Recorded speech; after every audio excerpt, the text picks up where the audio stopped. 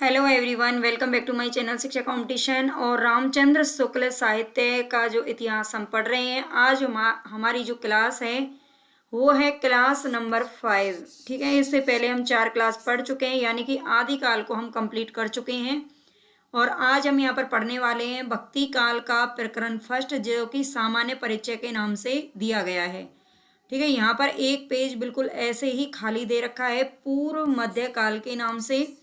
ठीक है, पूर्व मध्य काल का नाम दिया था किसने? हजारी प्रसाद द्विवेदी जी ने, यानी कि पूर्व मध्य काल का नाम इसे दिया गया है। ठीक है, भक्ति काल को ही पूर्व मध्य काल बोलते हैं और रीति काल को उत्तर मध्य काल। इन दोनों का नाम भी आपको याद रखना है। और संवत 1375 से 1700 संवत में माना गया है। अगर आप इसे ईसवी में निकालना चाहेंगे तो ईसवी में भी निकाल सकते हैं। कैसे? 1375, यानी कि 1375 में से आप 57 क्या करेंगे? माइनस। ठीक है, और माइनस करेंगे तो आपका कितना आ जाएगा? यहाँ पर आप देख सकते हैं 15 7, यानी कि 8 बच गया। मैं निकाल देती हूँ ईस्वी में ताकि आपको कंफ्यूजन ना हो। जब क्वेश्चन पूछा जाता है तो उसमें कभी कभी ईस्वी और संवत दोनों चारों ऑप्शन में अलग अलग, एक में संवत ईस्वी इस तरह से क्वेश्चन दिया होता है, तो कंफ्यूज हो जाते हैं बच्चे।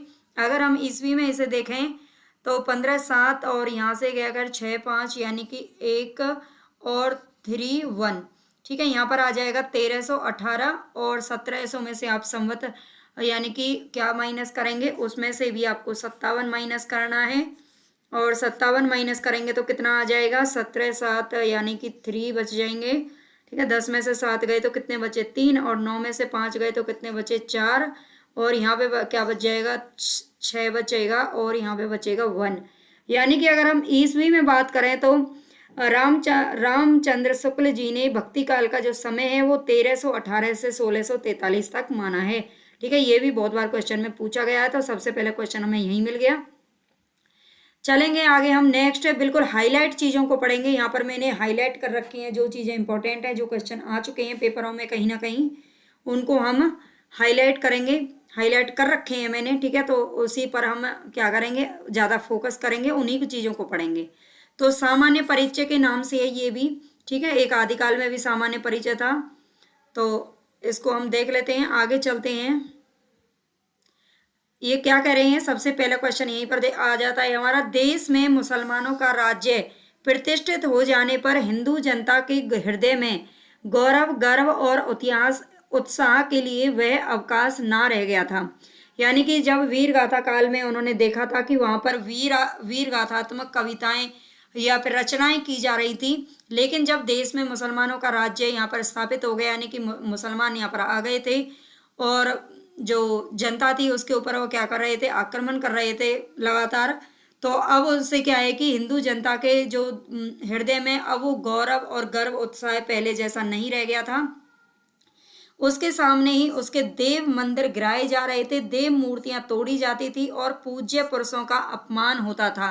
ठीक है, पूज्य पुरुषों यानी कि हमारे जो देवता हैं, हम जिनको पूजते हैं, उनका अपमान होते हुए देखा था हिंदू जनता ने, और वे कुछ भी नहीं कर पा रहे थे। ऐसी दशा में अपनी वीरता के गीत ना तो वे गा ही सकते थे और ना बिना लज्जित हुए सुन ही सकते थे।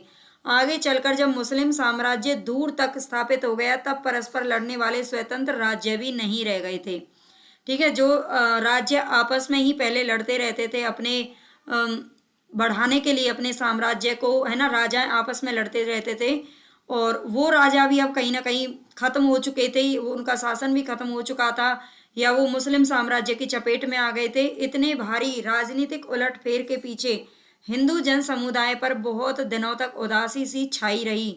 अपने पौरुष से हताश जाति के लिए भगवान की शक्ति और करुणा की ओर ध्यान ले जाने के अतिरिक्त दूसरा मार्ग क्या था? ये कथन बहुत बार पूछा जा चुका है। ये कथन किसका है? ये पूछा जाता है कि अपने पौरुष से हताश जाति के लिए भगवान की शक्ति और करुणा की ओर ध्यान ले जाने के अतिरिक्त दूसरा मार्ग क्या था? ये कौन कहते हैं? शुक्ल जी का ये कहना है। ठीक है, यह तो हुई राजनीतिक परिस्थिति अब हमने देख ली है ना, यहाँ पे इतना इंपॉर्टेंट नहीं है। अब हम आगे देखते हैं। धर्म का प्रवाह कर्म, ज्ञान और भक्ति इन तीनों धाराओं में चलता है। ये इंपॉर्टेंट है। ठीक है, ये क्वेश्चन भी आ चुका है। धर्म का जो प्रवाह है वो किन 3 धाराओं में चलता है? कर्म, ज्ञान और भक्ति। ठीक है, 3 धाराओं में चलता है। इन तीनों के सामंजस्य से धर्म अपनी पूर्ण सजीव दशा में रहता है, किसी एक के भी अभाव से वह विकलांग रहता है। कर्म के बिना जो धर्म है वह लूला लंगड़ा हो जाता है, ज्ञान के बिना अंधा और भक्ति के बिना हृदय विहीन, बिल्कुल क्या निष्प्राण हो जाता है। ज्ञान के अधिकारी तो सामान्य से बहुत अधिक सम उन्नत और विकसित बुद्धि के कुछ थोड़े से विशिष्ट व्यक्ति ही होते हैं। कर्म और भक्ति ही सारे जन समुदाय की संपत्ति होती है। हिंदी साहित्य के आदिकाल में कर्म तो अर्थ शून्य विधि विधान, तीर्थाटन और पर्व स्नान इत्यादि के संकुचित घेरे में पहले से बहुत कुछ बद्ध चला आता था। चलो यहाँ पर धर्म की बात हो गई है, यहाँ से एक ही क्वेश्चन था हमारा इंपॉर्टेंट। आगे चलेंगे, हम थोड़ा सा आगे बढ़ेंगे। ठीक है, आपको ये पूरा पढ़ लेना है। देखो, हिंदी जो रामचंद्र शुक्ल जी हैं, उनकी जो हिंदी साहित्य का जो इतिहास है वो सबसे ज़्यादा इम्पोर्टेंट है हिंदी साहित्य के लिए। उसको अगर आपने नहीं पढ़ा है तो समझ लीजिए आपका मतलब हिंदी साहित्य के लिए जो आप तैयारी कर रहे हैं ना, कहीं से भी करें चाहे, वो अधूरी है। ऑनलाइन वाले भी ज़्यादातर यहीं से ही नोट्स बनाते हैं, तो इसलिए आपको इसको पढ़ना बहुत ही ज़रूरी है। और अगर आप खुद से आप किताब खरीद कर पढ़ेंगे तो आपको कम से कम 8-10 बार बुक पढ़नी पड़ेगी, जब जाके वो चीज़ें समझ में आएंगी, याद होंगी। लेकिन यहाँ पर आपको एक बार में ही चीज़ें समझ में आ जाएंगी कि कौन कौन से हाईलाइट हैं जो यहाँ पर क्वेश्चन बन सकते हैं। ठीक है, क्योंकि हमने बहुत सारे जो एग्ज़ाम है वो भी दे रखे होते हैं, पर कहीं ना कहीं चेक किए होते हैं, हमारे पास बुक होती हैं, तो हमें पता होता है कि कौन सा एग्जाम है क्वेश्चन पूछा जा सकता है। ठीक है, तो अर्थ शून्य, बाहरी विधि विधान, तीर्थाटन, पर्व स्नान आदि की निस्सारता का संस्कार फैलाने का, ये सब हमने मतलब आप इसको पढ़ लीजिएगा। हम इम्पोर्टेंट चीज़ों पर ही थोड़ा सा ध्यान देंगे। ठीक है, सामान्य अशिक्षित या अर्ध शिक्षित जनता पर इनकी वानियों का प्रभाव इसके अतिरिक्त और क्या हो सकता था कि वह सच्चे शुभ कर्मों के मार्ग से तथा भगवत भक्ति की स्वाभाविक हृदय पद्धति से हटकर अनेक प्रकार के मंत्र, तंत्र और उपचारों में उलझे और उसका विश्वास अलौकिक सिद्धियों पर जा जमे। इसी दशा की ओर लक्ष्य करके गोस्वामी तुलसीदास जी ने भी कहा। ये गोस्वामी तुलसीदास जी की क्या है, पंक्ति है, इसको आपको अच्छे से याद रखना है क्योंकि ये बहुत बार पूछी जा चुकी है। और इसमें हम गोरख का नाम देख करके कई बार क्या करते हैं, गोरखनाथ का नाम वहां पर टिक कर देते हैं। गोरखनाथ का नाम भी जरूर इसमें आता है ऑप्शन में। ठीक है, तो ये तुलसीदास की पंक्ति है, इसको आपको याद रखना है। आगे चलेंगे थोड़ा, ये इसमें देखो मेन चीज है, सामान्य परिचय दे रखा है कि जो भक्ति काल है उसका शुरुआत, भक्ति काल का विकास क्यों हुआ, क्यों जरूरत पड़ी थी, इन बहुत सारी चीजों की, भक्ति के मार्ग पर चलने की क्या जरूरत पड़ी थी, क्यों चले थे। ठीक है, वो सारी चीजें यहाँ पर हैं। आगे चलते हैं। कालदर्शी जो भक्त कवि थे वो जनता के हृदय को संभालने और लीन रखने के लिए दबी हुई भक्ति को जगाने लगे थे। ठीक है, इसमें क्या होता था, हृदय को संभालने और लीन रखने के लिए, यानी कि लोगों के मन में कहीं ना कहीं डर और मतलब परेशानी और वो कहीं ना कहीं संकटों में जूझ रहे थे। जब बाहर का आक्रमण होगा तो सीधी सी बात है, देखो इसका असर तो हर किसी पर पड़ेगा। और लोगों को बिजी रखने के लिए, है ना, बिजी रखने के लिए या उनको कहीं ना कहीं कुछ तसल्ली देने के लिए भक्ति के मार्ग को अपनाया गया था, ऐसा रामचंद्र शुक्ल जी का मानना है। जबकि जो हजारी प्रसाद द्विवेदी वो इसका विरोध करते हैं, वो कुछ और ही कहते हैं, कहीं ना कहीं उसको भी हम पढ़ेंगे। भक्ति का प्रवाह ऐसा विकसित और प्रबल होता गया कि उसकी लपेट में केवल हिंदू जनता ही नहीं, देश में बसने वाले सहृदय मुसलमानों में से भी न जाने कितने आ गए। प्रेम स्वरूप ईश्वर को सामने लाकर भक्त कवियों ने हिंदू और मुसलमानों दोनों को मनुष्य के सामान्य रूप में दिखाया और भेदभाव के दृश्यों को हटाकर पीछे कर दिया। ठीक है, तो चलते हैं आगे। आगे क्या कह रहा है, भक्ति का जो सोता, भक्ति का जो सोता, सोता का मतलब है झुंड, झुंड यानी कि एक तरफ से जो समूह, ग्रुप। ठीक है, भक्ति का जो ग्रुप दक्षिण की ओर से धीरे धीरे उत्तर भारत की ओर पहले से ही आ रहा था। यानी हमने पहले आदिकाल में पढ़ा था कि जो पहले वज्रयानी शाखा के या सिद्ध कवि थे वो दक्षिण की तरफ से चले आ रहे थे, पूर्व की तरफ से आ रहे थे, है ना, और फिर धीरे धीरे वो उत्तर भारत की ओर बढ़ रहे थे अपनी करते हुए, अपनी सारी चीजों को प्रचार करते हुए भक्ति का। ठीक है, लेकिन अब क्या हुआ, उसे राजनीतिक परिवर्तन के कारण शून्य पड़ते हुए जनता के हृदय क्षेत्र में फैलने के लिए पूरा स्थान मिल गया। ठीक है, रामानुजाचार्य इंपॉर्टेंट है, यहाँ पर स्टार लगा लीजिए। रामानुजाचार्य संवत 1073 इसमें समय बताया है। उन्होंने शास्त्रीय पद्धति से, किससे, शास्त्रीय पद्धति से जिस सगुण भक्ति का निरूपण किया था उसकी ओर जनता आकर्षित होती चली जा रही थी। ठीक है, उसकी ओर रामानुज, यानी कि उत्तर भारत में ये पूछा जा चुका है, मतलब रामानुजाचार्य सबसे पहले आए थे। उन्होंने बिल्कुल शास्त्रीय पद्धति से सगुन भक्ति का क्या किया था, निरूपित किया था, जिसने जनता को अपनी तरफ आकर्षित किया। आगे चलेंगे, गुजरात में स्वामी मध्वाचार्य जी, गुजरात में स्वामी मध्वाचार्य जी, जिनका समय बताया है संवत 1254 से 1333। स्वामी मध्वाचार्य जी ने अपना द्वैतवादी, है ना, ये पूछा जाता है क्वेश्चन है, ये किस संप्रदाय के इन्होंने स्थापना की थी मध्वाचार्य जी ने, तो ये थे द्वैतवादी संप्रदाय के प्रवर्तक। ठीक है, इन्होंने ये संप्रदाय चलाया था। इसमें से ऐसे ही जो ये देखो, ये थ्योरी बेस्ड बुक है, जो रामचंद्र शुक्ल जी की बुक है वो बिल्कुल थ्योरी बेस्ड है, और उसमें जो क्वेश्चन है ना वो बीच बीच में छुपे हुए हैं, उनको ही हमें ढूंढ करके बाहर निकालना है। ठीक है, और यही काम मैं आपके लिए इजी कर रही हूँ। तो बस आप पूरी क्लासेस देखिए, जितनी भी क्लासेज आए रामचंद्र शुक्ल जी की उनको जरूर देखना, तो आपको पूरा फायदा मिलेगा। ठीक है, और पसंद आए तो भाई लाइक जरूर कर दिया करो, और आप सभी से हाथ जोड़ करके रिक्वेस्ट है कि चैनल को सब्सक्राइब जरूर कर लेना जिन्होंने नहीं किया है ना। आप लोगों के सपोर्ट की ही जरूरत है मुझे, मैं मेहनत तो इतना कर रही हूँ, करना चाहती हूँ आप लोगों के लिए, लेकिन आपके लिए भी अपने लिए भी देखो, सीधा सा बात है, सबका अपना कहीं ना कहीं फायदा होता है। तो बस प्लीज आप लोग मुझे सपोर्ट कीजिए, है ना, ताकि मैं स्टैंड कर सकूं यहाँ पर, और मैं अपना आगे से जो भी मेरी प्लानिंग है उसको मैं आगे कंप्लीट कर सकूं। तो द्वैतवादी वैष्णव संप्रदाय किसने चलाया था, ये चलाया था मध्वाचार्य जी ने। ठीक है, जिसकी ओर बहुत से लोग झुके थे। देश के पूर्वी भाग में जयदेव जी के कृष्ण प्रेम संगीत की गूंज चली आ रही थी, जिसके सुर में मिथिला के कोकिल विद्यापति ने अपना सुर मिलाया। ठीक है, विद्यापति ने भी कहीं ना कहीं अपना सुर मिलाने की बात है, उन्होंने भी कहीं ना कहीं कृष्ण राधा के तो वो पहले ही नायक नायिका बना करके उनको क्या कर रहे थे, अपनी कविताओं में उनको स्थान दे रहे थे, अपनी रचनाओं में। ठीक है, तो इन्होंने यहाँ पर भी क्या कर दिया, भक्ति में अपना सुर मिला दिया। उत्तर या मध्य भारत में एक ओर तो ईसा की 15वीं शताब्दी में रामानुजाचार्य की शिष्य परंपरा में रामानंद जी हुए। ठीक है, रामानुजाचार्य की ये यहाँ पर दे रखा है, उत्तर या मध्य भारत में एक ओर तो ईसा की 15वीं शताब्दी में रामानुजाचार्य की शिष्य परंपरा में कौन हुए थे, रामानंद जी, जिन्होंने विष्णु के अवतार राम की उपासना पर जोर दिया था। ठीक है, रामानंद जी ने किसकी उपासना पर जोर दिया था, तो राम की उपासना पर जोर दिया था, और एक बड़ा भारी संप्रदाय खड़ा किया। दूसरी ओर वल्लभाचार्य जी ने प्रेम मूर्ति कृष्ण को लेकर जनता को रसमग्न किया। यानी कि जो वल्लभाचार्य जी थे, उन्होंने किसका नाम लिया था अपने, मतलब अपनी रचनाओं में किसको स्थान दिया, तो भगवान श्री कृष्ण को स्थान दिया था। ठीक है, इस प्रकार रामो उपासक और कृष्णो उपासक भक्तों की परंपराएं चल पड़ी। ठीक है, तो आप देख सकते हैं रामानंद जी ने राम उपासना पर जोर दिया, और वल्लभाचार्य जी ने कृष्ण उपासना पर जोर दिया। मध्वाचार्य जी ने द्वैतवाद संप्रदाय चलाया।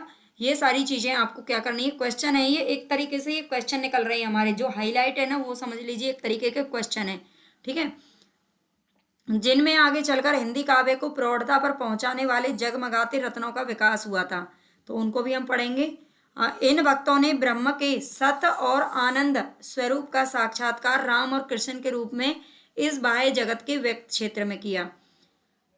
थोड़ा सा यहाँ पर देख लेते हैं। एक ओर तो ये क्या कह रहे हैं, एक ओर तो प्राचीन सगुनोपासना का ये काव्य क्षेत्र तैयार हुआ, दूसरी ओर मुसलमानों के बस जाने से देश में जो नई परिस्थिति उत्पन्न हुई, उसकी दृष्टि से हिंदू मुसलमान दोनों के लिए एक सामान्य भक्ति मार्ग का विकास भी होने लगा।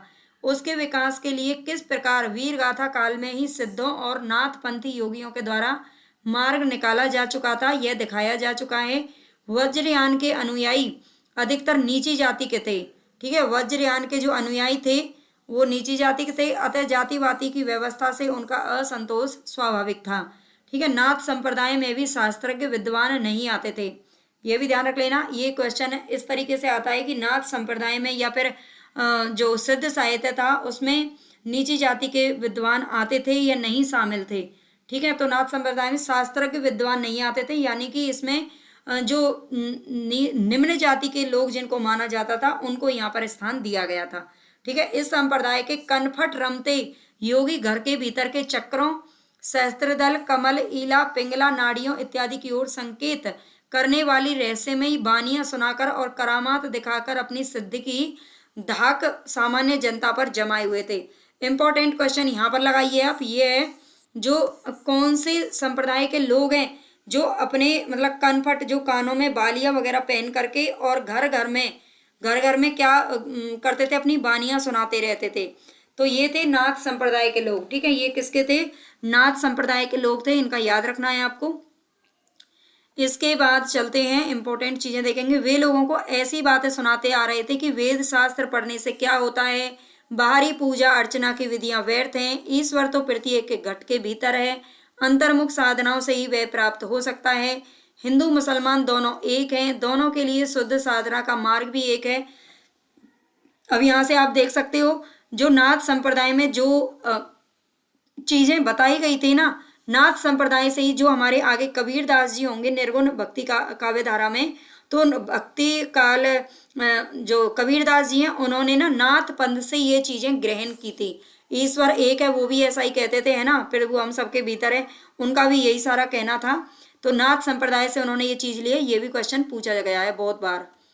ठीक है, भक्ति के आंदोलन की जो लहर दक्षिण से आई, उसी ने उत्तर भारत की परिस्थिति के अनुरूप हिंदू मुसलमान दोनों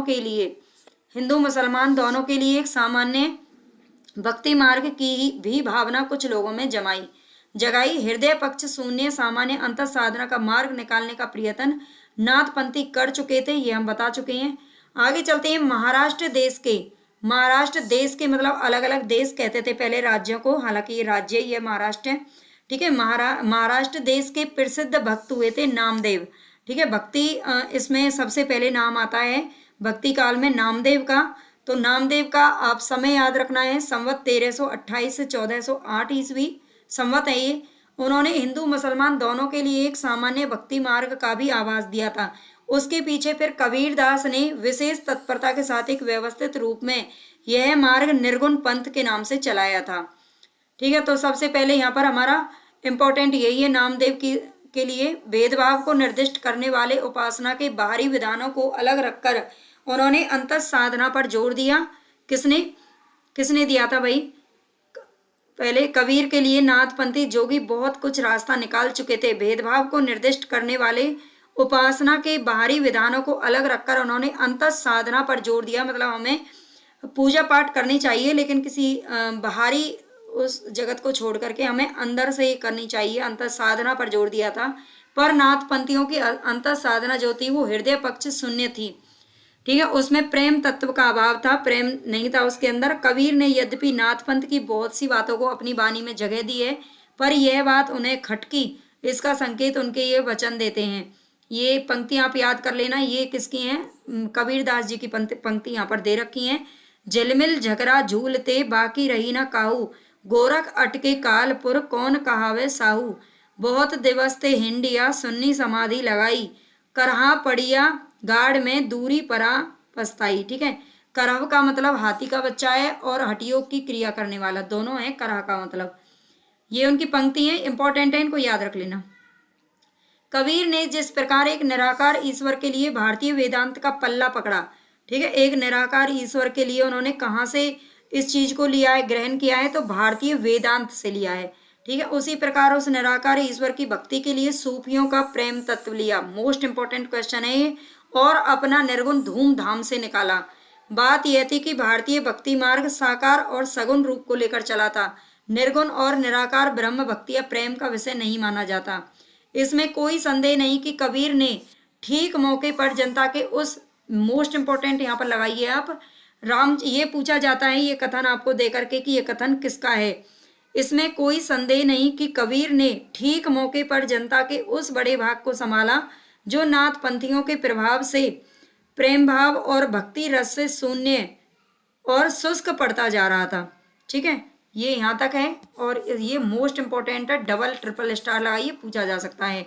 उनके द्वारा यह बहुत ही आवश्यक कार्य हुआ। इसके साथ ही मनुष्यत्व की सामान्य भावना को आगे करके निम्न श्रेणी की जनता में उन्होंने आत्म गौरव का भाव जगाया और भक्ति के ऊंचे से ऊंचे सोपान की ओर बढ़ने के लिए बढ़ावा दिया। उनका निर्गुण पंथ चल निकला, जिसमें नानक, दादू, मलूकदास आदि अनेक संत हुए। ये जो संत है वो किस में आते हैं? निर्गुण काव्य धारा में आते हैं। इनको हम आगे भी पढ़ लेंगे। कबीर तथा अन्य निर्गुण पंथी, देखो इंपॉर्टेंट चीजें ही हैं, मैं वही पढ़ रही हूँ, आप पूरा ये मत सोचिए, हम बहुत ज्यादा टाइम नहीं लेंगे, लेकिन 1 घंटे की भी क्लास देखो आप डेली अगर रामचंद्र शुक्ल जी से पढ़ते हो, थोड़ी सी मोटी बुक है, तभी आपका जल्दी से कवर हो पाएगा, तो इतना तो हमें देखना ही पड़ेगा। कबीर तथा अन्य निर्गुण पंथी संतों के द्वारा अंतर साधना में रागात्मिका भक्ति और ज्ञान का योग तो हुआ, पर कर्म की दशा वही रही जो नाथ पंथियों के यहाँ पर थी। इन संतों के ईश्वर ज्ञान स्वरूप और प्रेम स्वरूप ही रहे, धर्म स्वरूप नहीं हो पाए।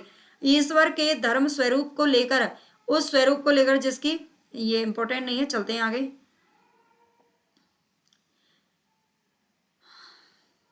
यहाँ पर एक बात की ओर ध्यान दिला देना आवश्यक प्रतीत होता है, साधना के जो 3 अवयव कर्म ज्ञान और भक्ति कहे गए हैं।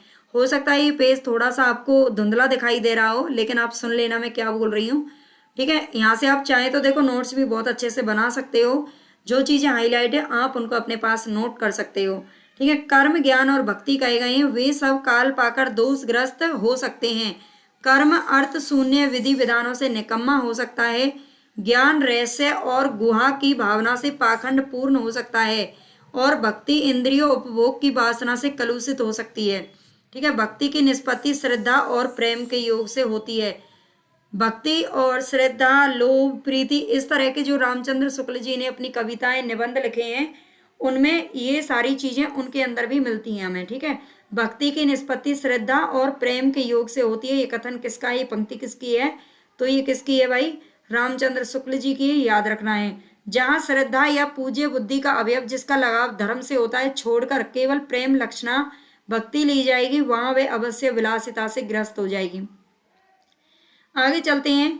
कबीर का ज्ञान पक्ष, ठीक है। कबीर का ज्ञान पक्ष तो रहस्य और गुहा की भावना से विकृत मिलेगा, पर सूफियों से जो प्रेम तत्व उन्होंने लिया वह सूफियों के यहाँ चाहे काम वासना ग्रस्त हुआ हो पर निर्गुण पंथ में अविकृत रहा, मतलब कोई भी गंदगी उसके अंदर नहीं थी, ठीक है। ये ध्यान रख लेना। कबीर का ज्ञान पक्ष तो रहस्य, ये कथन किसका है, ये पूछा गया है, ये किसका है भाई, रामचंद्र शुक्ल जी का है। यह निसंदेह प्रशंसा की बात है ना। कहीं तो उन्होंने प्रशंसा की, अदरवाइज वो जो कबीर जी हैं, कबीरदास जी की ज्यादा प्रशंसा नहीं करते हैं, उनकी अपेक्षा वो और लोगों से तुलना करते हैं, ठीक है। लेकिन यहाँ पर उन्होंने ये बात प्रशंसा की है, वैष्णवों की कृष्ण भक्ति शाखा ने केवल प्रेम लक्षणा भक्ति ली। वैष्णवों की जो कृष्ण भक्ति शाखा थी उन्होंने केवल प्रेम लक्षणा भक्ति ली, फल यह हुआ कि उसने अश्लील विलासिता की प्रवृत्ति जगाई, ठीक है। राम भक्ति शाखा में भक्ति सर्वांग पूर्ण रही, इससे वह विकृत नहीं होने पाई। तुलसी की भक्ति पद्धति में कर्म धर्म और ज्ञान का पूरा सामंजस्य और समन्वय रहा।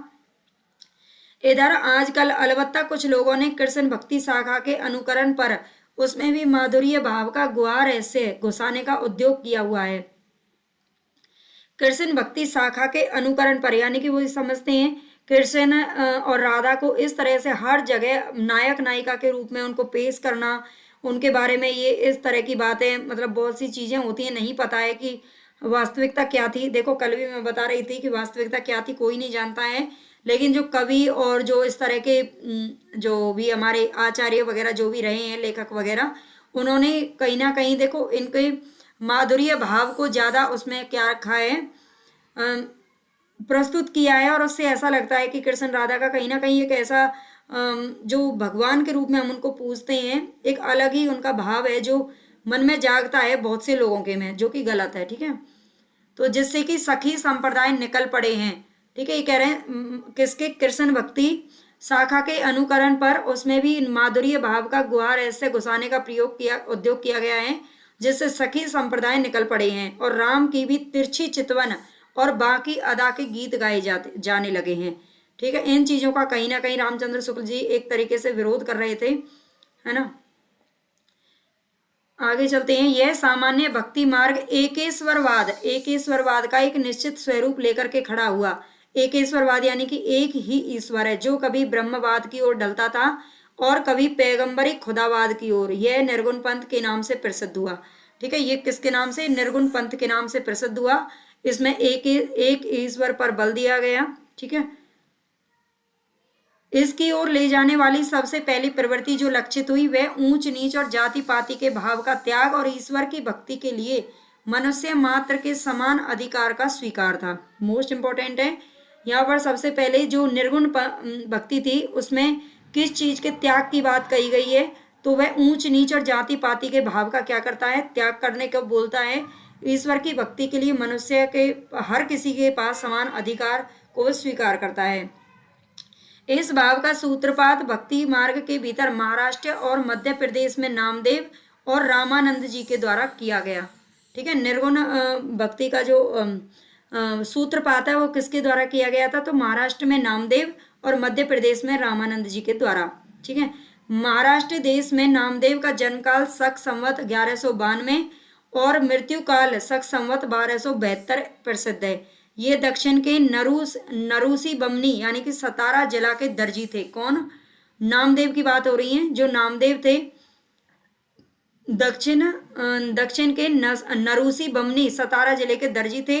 पीछे पंढरपुर के बिठोवा के मंदिर में भगवत भजन करते हुए अपना दिन बिताने लगे। बाद में विष्णु भगवान की पूजा करने लगे थे। और पंढरपुर के, ये भी क्वेश्चन पूछा जा चुका है यहाँ पर। ठीक है, महाराष्ट्र के भक्तों में नामदेव का नाम सबसे पहले आता है, ये भी ध्यान रखना है। मराठी भाषा के अभंगों के अतिरिक्त इनकी हिंदी रचनाएं भी बहुत ही ज्यादा मिलती हैं। इन हिंदी रचनाओं में एक विशेष बात यह पाई जाती है कि कुछ तो सगुण उपासना से संबंध रखती हैं और कुछ निर्गुण उपासना से, यानी कि दोनों में ही भक्ति करते थे, निर्गुण भी और सगुण भी। आगे देखते हैं, यहाँ पे लिख रहा है आदिकाल के अंतर्गत यह कहा जा चुका है कि मुसलमानों के आने पर पठानों के समय में गोरखपंथी योगियों का देश में बहुत प्रभाव था। जब मुसलमानों ने यहाँ पर प्रवेश किया था तो उस समय गोरखपंथी योगियों का बहुत ज्यादा प्रभाव फैल रहा था। नामदेव के ही समय में प्रसिद्ध ज्ञान योगी ज्ञानदेव हुए हैं। ठीक है, जिस टाइम पर नामदेव थे उसी समय पर एक प्रसिद्ध ज्ञान योगी हुए थे ज्ञानदेव। ठीक है, जिन्होंने अपने को गोरख की शिष्य परंपरा में बताया है। ठीक है, शिष्य परंपरा में बताया है, ये ध्यान रखना है। ज्ञानदेव का परलोकवास बहुत थोड़ी अवस्था में ही हो गया, पर नामदेव उनके उपरांत बहुत दिनों तक जीवित रहे। नामदेव सीधे साधे सगुण भक्ति मार्ग पर चले जा रहे थे, पर पीछे उस नाथ पंथ के प्रभाव के भीतर भी ये लाए गए। आगे चलते हैं थोड़ा सा, एक बार जो इम्पोर्टेंट है मैं वही देखूंगी। आगे चलते हैं, ये थोड़ी सी कहानी यहाँ पर बताई गई है ना, कुम्हार की और घड़े की, उसको थोड़ा सा आप देख लेना, है ना। ये नामदेव को छोड़ करके सब घड़े पक्के हैं ऐसा कुम्हार ने बोल दिया था। बेचारे जो नामदेव थे वो कच्चे घड़े ठहराए गए। ये कथा से पता चलता है कि नामदेव को नाथ पंथ के योग मार्ग की ओर प्रवृत्त करने के लिए ज्ञानदेव की ओर से तरह तरह के प्रयत्न होते रहे थे। ठीक है, ज्ञानदेव ने बहुत सारे प्रयत्न किए थे ज्ञानदेव को नाथ पंथ के योग मार्ग की ओर प्रवृत्त करने के लिए, ये ध्यान रखना है। सिद्ध और योगी निरंतर अभ्यास द्वारा अपने शरीर को विलक्षण बना लेते थे। खोपड़ी पर चोटें खा खाकर उसे पक्की करना उनके लिए कोई कठिन बात नहीं थी। सिद्ध और योगी जो थे वो अपनी खोपड़ी पर क्या करते थे, चोटें खाते थे, और ये उनके लिए कोई कठिन बात नहीं थी। अब भी एक प्रकार के मुसलमान फकीर अपने शरीर पर जोर जोर से डंडे जमाकर भिक्षा मांगते हैं, है ना। आज तक ऐसा तो हमारे पास कोई नहीं आया, है ना। आते हैं बहुत सारे फकीर, लेकिन डंडे अपने खुद को कोई नहीं मारता। नामदेव किसी गुरु से दीक्षा लेकर, पहले ऐसा होता होगा, है ना, नामदेव किसी गुरु से दीक्षा लेकर अपनी सगुण भक्ति में प्रवृत्त नहीं हुए थे, अपने ही हृदय की स्वाभाविक प्रेरणा से हुए थे। ज्ञानदेव बराबर उन्हें बिनु गुरु हो ही ना ज्ञान, है ना, बिनु गुरु हो ही ना ज्ञान। ये पंक्ति किसकी है, ये पूछी जाती है, ज्ञानदेव की है। ठीक है, संतों के बीच आगे चलते हैं थोड़ा सा, इसको आप पढ़ लेना। ठीक है, एक दिन स्वयं विठोबा यानी कि विष्णु भगवान को बोलते हैं विठोबा, एक मुसलमान फकीर का रूप धरकर नामदेव के सामने आई। ये कथा थोड़ी सी देख लेना। नामदेव ने उन्हें नहीं पहचाना, तब उनसे कहा गया कि वे तो परब्रह्म भगवान ही थे। अंत में बेचारे नामदेव ने नागनाथ नामक शिव के स्थान पर जाकर बिसोबा खेचर या खेचरनाथ नामक एक नाथपंथी कनपटे से दीक्षा ली थी। ठीक है, बाद में उन्होंने क्या किया था, एक नाथपति कनपटे से दीक्षा ले ली। इसके संबंध में उनके ये वचन है, मन मेरी सुई तन मेरा धागा, खेचर जी के चरण पर नामा सिंपी लागा। ये नामदेव की पंक्ति है, इसको आपको जरूर याद रखना है। नामदेव की पंक्ति भी खूब पूछी जाती है आजकल। सुफल जन्म मोह को गुरु कीना, दुख विसार दुख अंतर दीना, ज्ञान ज्ञान दान मोह को गुरु दीना, राम नाम बिन जीवन हीना। ठीक है, ये नामदेव की पंक्ति आपको याद रखनी है। किस हूँ पूजू दूजा नजर न आई, एके पाथर किज्जे भाव, दूजे पाथर धरिये पाव, जो वो दे तो हम भी देव, कहे नामदेव हम हरि की सेवा। ठीक है, ये पंक्तियां याद रख लेना। यह बात समझ में आनी चाहिए, रखनी चाहिए कि नामदेव के समय में ही देवगिरी पर पठानों की चढ़ाइयां हो चुकी थी और मुसलमान महाराष्ट्र में भी फैल गए थे। ठीक है, नामदेव के समय पर ही जो मुसलमान थे वो महाराष्ट्र तक जा चुके थे। इसके पहले से ही गोरखनाथ के अनुयायी हिंदुओं और मुसलमानों दोनों के लिए अंतर साधना के एक सामान्य मार्ग का उपदेश देते आ रहे थे। आगे चलते हैं। इनकी भक्ति के अनेक चमत्कार भक्तमाल में भी लिखे हैं। ठीक है, भक्तमाल में लिखे हुए हैं, जैसे बिठोवा यानी कि ठाकुर जी की मूर्ति का इनके हाथ से दूध पीना, है ना। किसके हाथ से? ठाकुर जी की मूर्ति ने दूध पीने की जो मतलब पंक्ति है वो प्रसिद्ध है, मतलब ये कहावत प्रसिद्ध है। किसके हाथ से दूध पिया था? तो ये नामदेव के हाथों से पिया था, ऐसा भक्तमाल में लिखा हुआ है। ठीक है, जो नाभादास की वो है रचना, उसको भी आगे देखेंगे। नागनाथ के शिव मंदिर के द्वार पर इनकी ओर घूम जाना। ठीक है, अविंद नागनाथ के शिव मंदिर के द्वार पर इनकी ओर घूम जाना। इनके महात्म्य ने ये सिद्ध कर दिखाया कि जाति पाति पूछे नहीं कोई, हरि को भजे सो हरि का होय। ठीक है, ये इंपॉर्टेंट है। चलते हैं आगे। ये थोड़ा सा इसमें ऐसा कुछ नहीं है, यहाँ पर आप फिर भी पढ़ लेना, ये जरूरी है, इसको देख लेते हैं। यह तो नामदेव की व्यक्ति उपासना संबंधी हृदय प्रेरित रचना है। आगे गुरु से सीखे हुए ज्ञान की उद्धरणी अर्थात निर्गुण वाणी भी कुछ देख लीजिए। यहाँ पर माई ना होती बाप ना होते, कर्म ना होता काया, हम नहीं होते तुम नहीं होते, कौन कहाँ ते आया, चंद ना होता सूर ना होता, पानी पवन मिलाया, शास्त्र ना होता वेद ना होता, कर्म कहाँ ते आया। मोस्ट इंपॉर्टेंट है, ये क्वेश्चन पूछा जा चुका है। ठीक है, क्वेश्चन को देख के ही याद आ जाता है कि हाँ ये पूछा जा चुका है। बहुत सी चीजें, हालांकि एक आध दो चीजें हैं जो हाईलाइट नहीं की हों पहले, बाद में मैंने पढ़ी है, देखी है, जब PYQ वगैरह ज्यादा देखे हैं तो समझ में आता है ये क्वेश्चन पूछे जाते हैं। ठीक है, माई ना होती बाप ना होते, कर्म ना होता काया, ये पंक्ति किसकी है? तो नामदेव की है, इनको आपको याद रखना है। ये पंक्ति आप पढ़ लीजिएगा। हिंदू पूजे देहरा मुसलमान मसीद, नामा सोई सेविया जह देहरा ना मसीद। ठीक है, हिंदू पूजे देहरा मुसलमान मसीद, नामा सोई सेविया जह देहरा ना मसीद, इसको भी आपको याद रख लेना है। सगुना उपासक भक्त भगवान के सगुन और निर्गुण दोनों रूप मानता है, पर भक्ति के लिए सगुन रूप ही स्वीकार करता है, निर्गुण रूप ज्ञान मार्गियों के लिए छोड़ देता है। जो सगुनो उपासक होता है वो क्या करता है? भगवान का सगुन और निर्गुण दोनों ही रूपों को मानता है। ठीक है, सब सगुन मार्गी भक्त भगवान के व्यक्त रूप के साथ साथ उनके अव्यक्त और निर्विशेष रूप का भी निर्देश करते आए हैं। नामदेव क्यों प्रवृत्त हुए, इसके ऊपर हम पढ़ चुके हैं। देख लेते हैं आगे। नामदेव की रचनाओं में यह बात साफ दिखाई पड़ती है कि सगुन भक्ति पदों की भाषा तो ब्रज या परंपरागत काव्य भाषा है, पर निर्गुण वाणी की भाषा नाथ पंथियों द्वारा गृहित खड़ी बोली या सदुक्कड़ी भाषा है। ठीक है, निर्गुण वाणी की जो भाषा है वो कैसी है? सदुक्कड़ी भाषा है, यानी कि कबीर जी की वाणी को इन्होंने सदुक्कड़ी भाषा में बताया है। ठीक है, आगे चलते हैं। ये भी थोड़ा सा इंपॉर्टेंट है। यहाँ पर नामदेव की रचना के आधार पर यह कहा जा सकता है कि निर्गुण पंथ के लिए मार्ग निकालने वाले नाथ पंथ के योगी और भक्त नामदेव थे। ठीक है, निर्गुण पंथ के लिए मार्ग निकालने वाले योगी कौन थे? तो वो कबीर नहीं बल्कि नामदेव थे। जहां तक पता चलता है निर्गुण मार्ग के निर्दिष्ट प्रवर्तक कबीरदास ही थे, जिन्होंने एक ओर तो स्वामी रामानंद जी के शिष्य होकर भारतीय अद्वैतवाद की कुछ स्थूल बातें ग्रहण की और दूसरी ओर योगियों और सूफी फकीरों के संस्कार प्राप्त किए। वैष्णवों से उन्होंने अहिंसावाद और प्रपत्तिवाद लिए। इसी से उनके तथा निर्गुणवाद वाले दूसरे संतों के वचनों में कहीं भारतीय अद्वैतवाद की झलक मिलती है, तो कहीं योगियों के नाड़ी चक्र की, कहीं सूफियों के प्रेम तत्व की, कहीं पैगंबरी कट्टर खुदावाद की और कहीं अहिंसावाद की। ये कबीरदास की वाणियों की बात हो रही है, उनकी जो रचनाएं हैं उनमें ये सारी चीजें हमें देखने को मिलती हैं। ठीक है, इसलिए तात्विकता से ना तो हम इन्हें पूरे अद्वैतवादी कह सकते हैं और ना ही एक ईश्वरवादी, दोनों का मिला जुला भाव कबीर जी की वाणी में मिलता है। इनका लक्ष्य एक ऐसे सामान्य भक्ति पद्धति का प्रचार था जिसमें हिंदू और मुसलमान दोनों ही अपना योगदान दे सकें और भेदभाव का कुछ परिहार हो सके। बहुदेव उपासना यानी कि अनेक देवों की उपासना करना, अवतार की उपासना करना और मूर्ति पूजा का खंडन करना, ये मुसलमानी जोश के साथ करते थे, है ना। मूर्ति पूजा का खंडन, और वो क्योंकि वो तो वैसे ही मतलब ये सारी चीजें करते नहीं है तो वो उसका खंडन करते थे।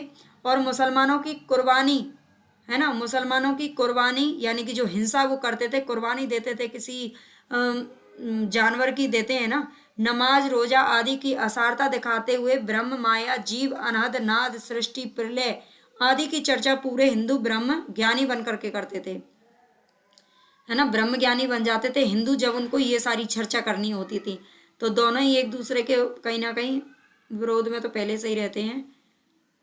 आगे चलते हैं। इस प्रकार देश में सगुन और निर्गुण के नाम से भक्ति काव्य की दो धाराएं विक्रम की 15वीं शताब्दी के अंतिम भाग से लेकर 17वीं शताब्दी के अंत तक समानांतर चलती रहीं। भक्ति के उत्थान काल के भीतर हिंदी भाषा की कुछ विस्तृत रचना पहले कबीर की ही मिलती है। इसलिए पहले निर्गुण मत के संतों का उल्लेख उचित ठहरता है। यह निर्गुण धारा दो शाखाओं में विभक्त हुई, एक तो ज्ञानाश्रयी शाखा और दूसरी शुद्ध प्रेम मार्गी शाखा।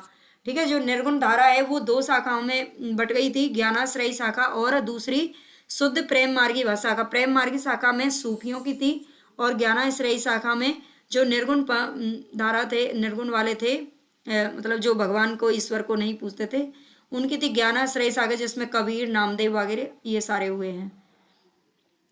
ठीक है, इसको भी देख लेते हैं। पहली शाखा भारतीय ब्रह्म ज्ञान और योग साधना को लेकर चली। उसमें सूफियों के प्रेम तत्व को मिलाकर उपासना के क्षेत्र में अग्रसर हुई और सगुन के खंडन में उसी जोश के साथ तत्पर रही जिस जोश के साथ पैगंबरी मत बहुदेवो उपासना और मूर्ति पूजा आदि के खंडन में रहते हैं। इस शाखा की रचनाएं साहित्यिक नहीं है। ठीक है, जो निर्गुण ज्ञानाश्रयी जो शाखा है उसकी बात हो रही है। ज्ञानाश्रयी शाखा की यहाँ पर मैं लिख देती हूँ।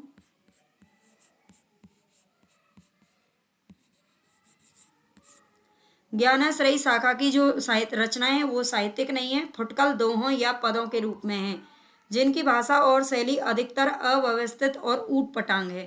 ठीक है, आगे चलते हैं, थोड़ा सा इसको आप पढ़ लीजिएगा। पाश्चात्यों ने इन्हें जो धर्म सुधारक की उपाधि दी है वह इसी बात को ध्यान में रख करके दी है, धर्म सुधारक कहा है इनको। ठीक है, दूसरी शाखा जो शुद्ध प्रेम मार्गी सूफी कवियों की है, जिनकी प्रेम गाथाएं वास्तव में साहित्य कोटि के भीतर आती हैं। इस शाखा के सब कवियों ने कल्पित कहानियों के द्वारा प्रेम मार्ग का महत्व दिखाया है। ठीक है, जो शुद्ध प्रेम मार्गी जो सूफी कवि थे उन्होंने प्रेम तत्व को बहुत ज्यादा क्या दिया है, ऊपर अपने फोकस रखा है उस चीज के ऊपर। इन साधक कवियों ने लौकिक प्रेम के बहाने उस प्रेम तत्व का आवाज दिया है जो प्रियतम ईश्वर से मिलने वाला है। इन प्रेम कहानियों का विषय तो वही साधारण होता है जैसे किसी राजकुमार का किसी राजकुमारी के अलौकिक सौंदर्य की बात सुनकर उसके प्रेम में पागल हो जाना और घर बार छोड़कर निकल पड़ना तथा अनेक कष्ट और आपत्तियां झेलकर अंत में उस राजकुमारी को प्राप्त कर लेना। पर प्रेम की पीर की जो व्यंजना होती है वह ऐसे विश्व व्यापक रूप में होती है कि वह प्रेम इस लोक से परे दिखाई पड़ता है। ठीक है, हमारा अनुमान है कि सूफी कवियों ने जो कहानियां ली हैं वे सब हिंदुओं के घर में बहुत दिनों से चली आती हुई कहानियां हैं जिनमें आवश्यकता के अनुसार उन्होंने हेर फेर कर लिया है।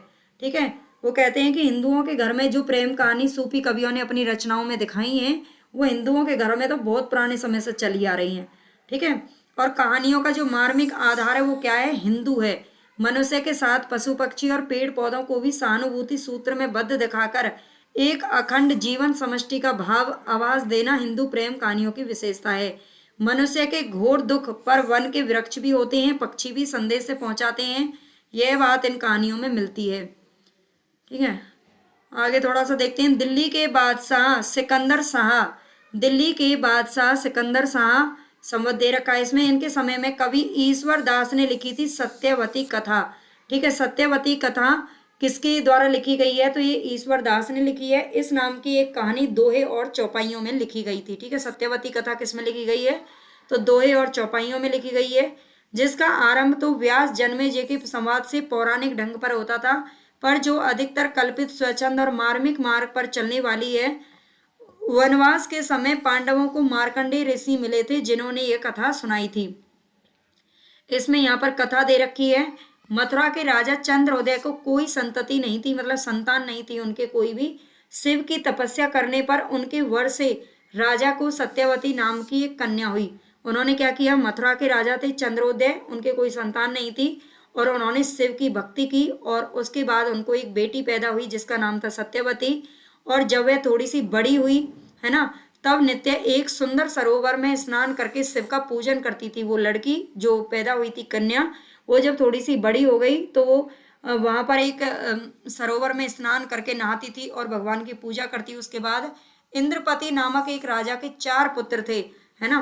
एक दिन ऋतु वर्ण शिकार खेलते खेलते घोर जंगल में भटक गया।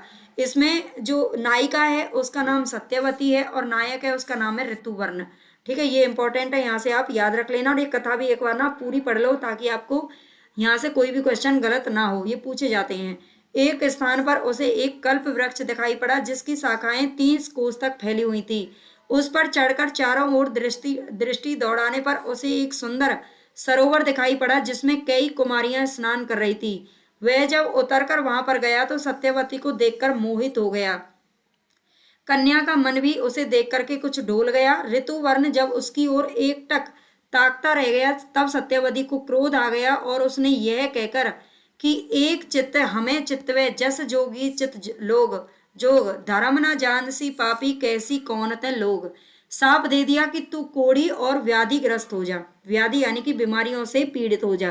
ठीक है, सत्यवती ने ऋतुवर्ण को क्या दे दिया, श्राप दे दिया कि तू ऐसे मतलब हमारी तरफ देख रहा है तो कोढ़ी और व्याधिग्रस्त हो जा। ऋतुवर्ण वैसा ही हो गया, मतलब वो कोढ़ी हो गया और बीमार हो गया बहुत ज्यादा, और फूट फूट करके रोने लगा। रोवे व्याधि बहुत पुकारी छुअन विच्र वृक्ष रोवे सब झारी, बाघ सिंह रोवत बनमाही रोवत पंछी बहुत अनाई। ठीक है, ये सारी चीजें इनको जरूर पढ़ेंगे हम। देखो कहानी इंटरेस्टिंग भी है। यह व्यापक विलास सुनकर सत्यवती उस कोढ़ी के पास जाती है पर वह उसे यह कहकर हटा देता है कि तुम जाओ अपना हंसो खेलो। सत्यवती का पिता राजा एक दिन जब उधर से निकला तब कोढ़ी के शरीर से उठी दुर्गंध से बहुत परेशान हो गया। घर आकर उस दुर्गंध की शांति के लिए राजा ने बहुत दान पुण्य किया। जब राजा भोजन करने बैठा तब उसकी कन्या वहां पर नहीं थी। राजा कन्या के बिना भोजन ही नहीं करता था। कन्या को बुलाने जब राजा के दूत गए तब वह शिव की पूजा छोड़ करके नहीं आई, है ना। मतलब पिताजी उसके बुला रहे थे उसे, बिना बेटी के वो भोजन नहीं करते थे, और बेटी को जब बुलाने के लिए दूत गए तो वह शिव की पूजा छोड़कर आई नहीं बीच में। इस पर राजा ने क्रुद्ध होकर दूतों से कह दिया कि सत्यवती को जाकर उसी कौड़ी को सौंप दो। जब बेटी नहीं आई तो पिता ने ही उसे क्या कह दिया गुस्से में कि जाओ जो वो कोड़ी पड़ा है ना वहां पर दुर्गंध से सड़ा हुआ है ना, उसको ही जा करके मेरी जो लड़की है उसको दे दो। दूतों का वचन सुनकर कन्या नीम की टहनी लेकर उस कोड़ी की सेवा के लिए चल पड़ी। ठीक है, जब दूतों का ये वचन सुन करके जब लड़की को ये बताया गया कि तुम्हारे पिताजी ने ऐसे तुम्हें बोल दिया है एक तरीके से, तो वो नीम की टहनी लेकर उस कोड़ी की सेवा के लिए चल पड़ी और उससे कहा तो ही छाड़ी अब मैं कित जाऊं, तो ही छाड़ी अब मैं कित जाऊं माई बाप सौंपा तो ठाऊं।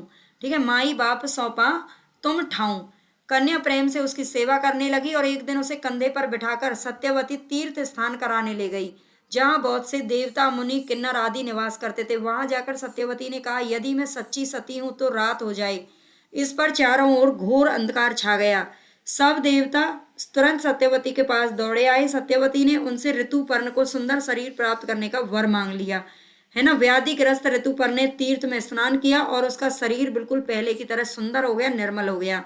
देवताओं ने दोनों का विवाह भी करा दिया। ठीक है, ईश्वर दास ने ग्रंथ के रचना काल का उल्लेख कुछ इस प्रकार से किया है, तो ये इंपॉर्टेंट है, इसको देख लेना। भादो मास पास उजियारा तिथि नवमी और मंगलवारा नसत अश्विनी मेष का चंदा पंच जनासो सदा आनंदा। ठीक है, इसको थोड़ा सा देख लेना। सत्यवती जो कथा है उसमें को टोटल 58 दोहे और अवधि भाषा में लिखी गई है, ये भी मैंने यहाँ पर लिखा हुआ है। जो सत्यवती कथा है ईश्वर दास के द्वारा लिखी गई है। उसमें नायक नायिका कौन है, सत्यवती और ऋतुपर्ण, इनको आपको याद रखना है। ये कथा आपको याद रह ही जाएगी, है ना। और 58 इसमें टोटल दोहे हैं, अवधि भाषा में लिखी हुई है। ठीक है, पुस्तक में 5-5 चौपाइयों यानी कि अर्धालियों पर एक दोहा है, 58 दोहे हैं। भाषा अयोध्या के आसपास की ठीक ठेठ अवधि है, ये इसमें लिख रखा है। बस लास्ट पेज है हमारा यहाँ पर, आप जाइएगा नहीं, पूरा देखना। दोहे की परंपरा बहुत पुराने यानी कि जैन चरित काव्यों में मिलती है, पर उसका उल्लेख पहले ही हो चुका है। ठीक है, आगे देखते हैं। शुद्ध प्रेम मार्गी सूफी कवियों की शाखा में सबसे प्रसिद्ध हुए थे जायसी, जिनकी पद्मावत हिंदी काव्य क्षेत्र में एक अद्भुत रत्न है। ठीक है, जायसी की पद्मावत को हिंदी काव्य क्षेत्र का अद्भुत रत्न किसने कहा है? तो ये रामचंद्र शुक्ल जी ने कहा है। ये क्वेश्चन बनता है हमारे यहाँ से। इस संप्रदाय के सब कवियों ने पूर्वी हिंदी अर्थात अवधि का व्यवहार किया है, जिसमें गोस्वामी तुलसीदास जी ने अपना रामचरितमानस लिखा है। अपना भावात्मक रहस्यवाद लेकर सूफी जब भारत आए, तब यहाँ उन्हें केवल साधनात्मक रहस्यवाद योगियों, रसायनियों और तांत्रिकों में मिला। रसेश्वर दर्शन का उल्लेख सर्व दर्शन संग्रह में है। तो ये जरूरी नहीं है।